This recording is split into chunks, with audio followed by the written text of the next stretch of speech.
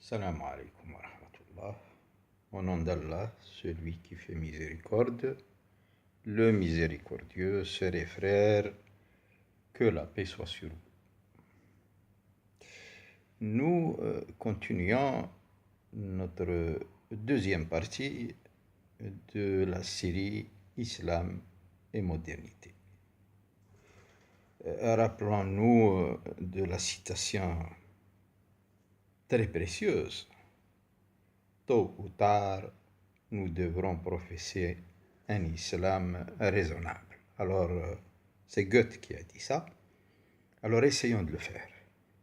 Et c'est l'objectif de cette série, c'est de professer un islam de la raison, un islam des Lumières, non aliéné ni à une vision passéiste qui ne tient pas compte de l'actuel, ni à l'autre qui essaye avec tous les moyens de nous transformer à des serviteurs et des fonds de commerce et des espaces où puisent ces multinationales, cette oligarchie mondiale, ce système financier, ses richesses, ses intérêts et ses biens. Nous allons parler aujourd'hui de la raison, du rationnel. On doit noter que ce rationnel-là, dans la pensée islamique, n'a jamais constitué une structure indépendante. Une structure, un système indépendant. نظام مستقل. النظام العقلي أو العقلاني أو البرهاني الذي يقوم على البرهان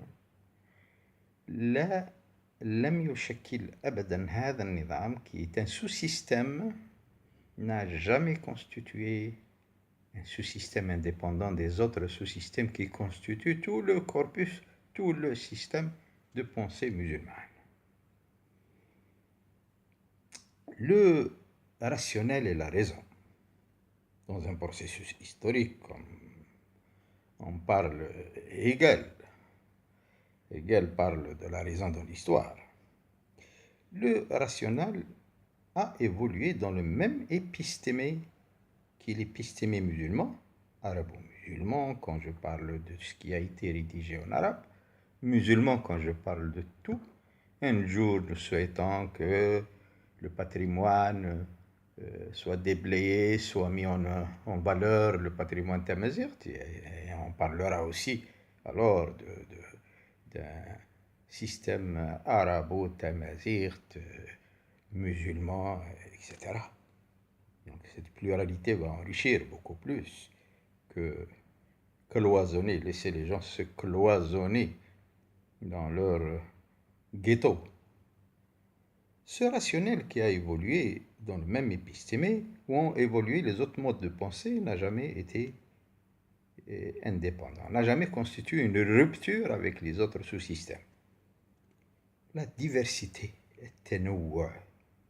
du patrimoine, تنوع الإرث, تنوع الميراث, تنوع التراث. Et cette diversité de cet héritage culturel et de la pensée islamique et musulmane est d'une spécificité particulière. D'abord, cette diversité assure une cohabitation, voire même une interférence, تداخل, et voire même parfois dissemblance, تماهي. Dans certains cas, entre les différents systèmes de pensée, ou les sous-systèmes de pensée, dans le système de pensée qui représente le rationnel ou la raison. Al-Jabiri, Mohammed al-Jabiri, qui est un grand philosophe, un historien des idées, un historien de la pensée, de la philosophie. Donc c'est un philosophe par excellence. Les plus grands philosophes sont les historiens de la philosophie et des idées. A, en quelque sorte, usé d'une certaine procédure où il a séparé les trois sous-systèmes. Ce n'est pas une séparation réelle, mais c'est une séparation procédurale. Rien que pour permettre, faciliter la tâche de la recherche. Donc, il a parlé de Burhan, le rationnel, la raison. Il a parlé de Bayan, on peut dire à une petite distance près, le sens c'est l'éloquence. Et l'irfan, l'ésotérisme ou le gnose ou le soufisme. Ces structures sont imbriquées, elles interfèrent l'une dans l'autre et se complémentent pour formuler la totalité de la pensée musulmane traditionnelle héritée.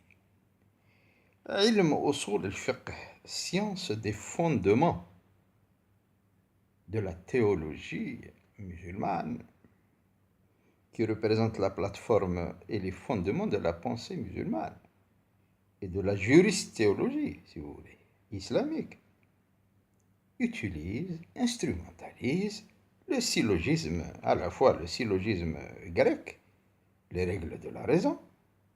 Quand je dis syllogisme, je dis aussi logique Aristote, les règles de la raison, les lois de la langue arabe, donc le discours même en tant que corpus, ou la linguistique, si vous voulez, arabe, l'éloquence, البلاغة, التبليغ, علم الدلالة, إلى آخره.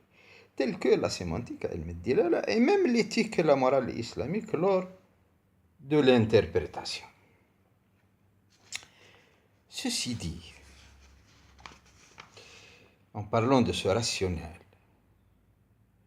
donc l'objectif, c'est que lors de l'interprétation du texte, et dans le but de tirer une règle, une loi théologique, en quelque sorte une approche de lecture, au cours de l'opération dite ijtihad, qui n'est rien d'autre que la compréhension du texte divin, de l'absolu, al-wahy.